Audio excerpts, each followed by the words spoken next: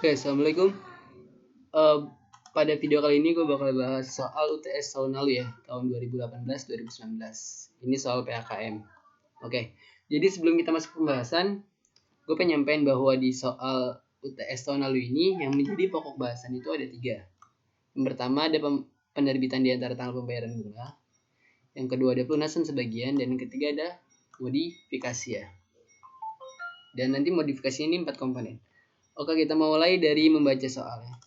Pada tanggal 1 Juli 2017, PT Konstruksi menjual obligasi A yang tertanggal 1 Januari 2018. Nah, artinya dia di sini menerbitkan tanggal 1 Januari tapi baru terjual tanggal 1 Juli 2017, oke.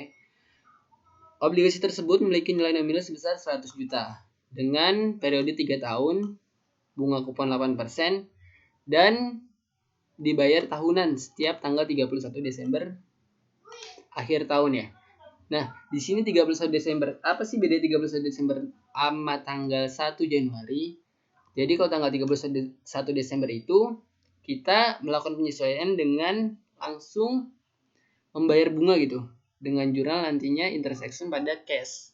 Sedangkan kalau dia cicilannya per tanggal 1 Januari, kita bertanggal 31 Desember itu cuma melakukan pengakuan bunga dengan jurnal intersection pada interest payable ya.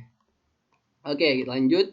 Diasumsikan bahwa market rate per tanggal 1 Januari 2017 itu sama dengan per 1 Juli 2017. Nah, ini market rate sama. Artinya nggak ada perbedaan kan? Nah, bagaimana kalau ada perbedaan antara 1 Januari dengan 1 Juli? Nah, kita menghitung obligasinya itu dengan menggunakan market rate yang terbaru. Contohnya misalkan di bulan Januari market rate-nya 8%, di 1 Juli 9%, otomatis kita bakal ikutin yang 8% gitu. Jadi selalu mengikuti market rate yang terbaru. Diketahui MR-nya 9%. Dan pada tanggal 31 Desember 2018, perusahaan melakukan penarikan obligasi A. Nah, penarikan di sini maksudnya dia memberhentikan sih. Dengan cara apa? Membayar kas sebesar 55 juta dan menerbitkan obligasi B. Nah, jadi dia di sini ngelunasinnya itu nggak cuma dengan satu item gitu.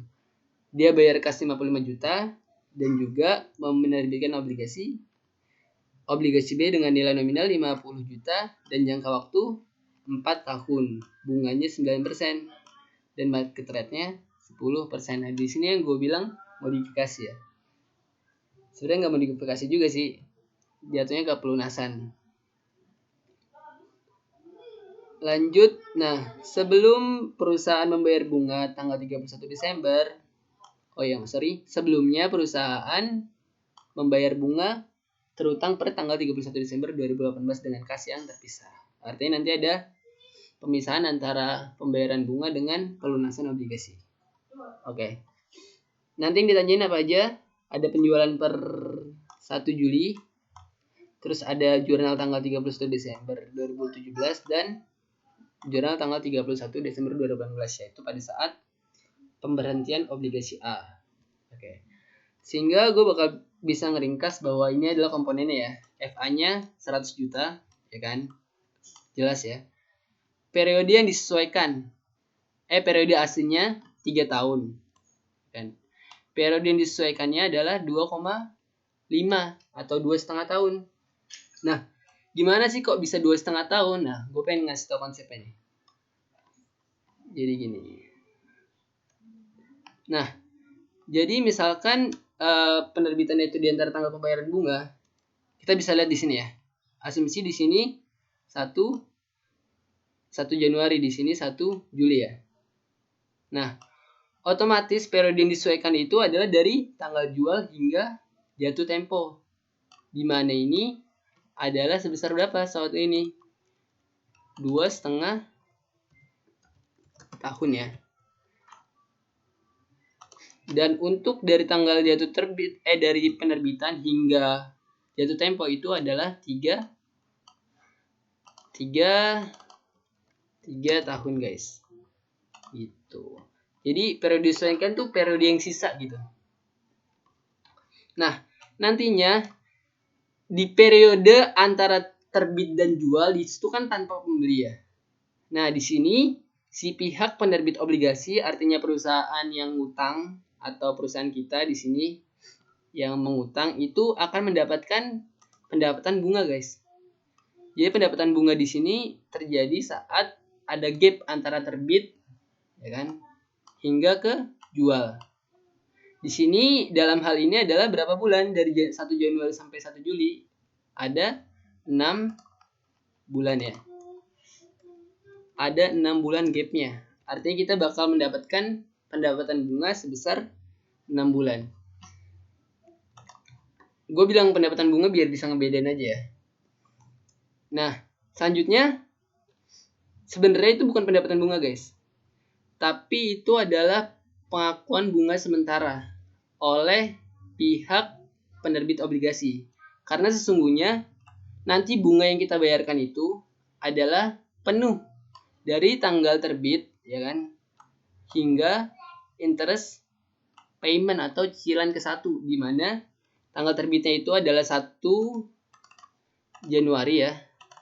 Ya kan, 1 Januari tanggal terbitnya. Sedangkan cicilan pertama itu 31 Desember. Otomatis di sini kita bakal membayar bunga berapa? Selama 12 bulan, guys. Jadi kalau dinetkan itu kita sebenarnya cuma bayar dari tanggal jual hingga tanggal cicilan pertama, yakni berapa? 6 bulan ya, guys. 6 bulan gitu. Jadi sebenarnya kita bayar 6 bulan doang, guys, tapi di sini kita mengakui dulu sebesar gap yang tadi nggak ada pembeli, baru kita membayar full selama setahun. Jadi netnya itu cuma 6 bulan ya, guys. Oke. Nah, untuk amortisasinya itu nanti kita bakal konsisten, guys. Jadi yang dihitung itu cuma dari tanggal jual sampai cicilan pertama untuk amortisasinya. Jadi bisa diingat ya. Jadi khusus untuk amortisasi itu kita hitung sisanya aja. Oke, kita lanjut ya. Tadi udah dapat datanya, CR-nya 8%. Ya kan, MR 9%. Cara 8%, MR 9%. Anuali 1 Januari, terbitnya 1 Juli, penjualannya. Oke, selanjutnya kita ngitung tadi pakai periode yang telah disesuaikan ya. Bisa dilihat prinsipalnya menggunakan periode disesuaikan sebesar 80 juta, present value of prinsipalnya dan present value interestnya menggunakan periode yang disesuaikan juga. Ya kan, 100 juta dikali 8%. 8% itu kupon rate ya. Jadi sebesar 17 juta 228.158,11. Sehingga total present value of bonds-nya adalah 97 juta 846.480 ya kan. Nah, present value bonds di sini, guys, ini dia per tanggal 1 Juli. Ingat, di sini present value-nya itu per tanggal 1 Juli. Per tanggal 1 Juli ya, guys. Kecil banget tulisannya, sorry, bisa kita gedein 20 kali ya. Nah, per tanggal 1 Juli, itu yang harus diingat, guys. Sehingga yang pas masuk tabel amortisasi kita juga menginput di sebelah sini adalah 1 Juli saat tanggal penjualan, yakni sebesar 97 juta sekian. Oke. Nah, untuk mengisi cash paid-nya saat penjualan, guys, kita menghitung tadi yang gue bilang pendapatan bunga sementara atau cuma ngakuin bunga sementara aja dari tanggal 1 Januari hingga 1 Juli, yakni 6 bulan.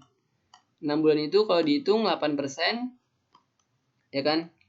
8% dikali 100 juta dikali 6 per 12. 8% dikali 6 per 12 dikali 100 juta, ya kan? Sehingga dia bakal menghasilkan obligasi sebesar bukan obligasi, pendapatan bunga diakui sebesar 4 juta, guys. Dan di sini dia di minus karena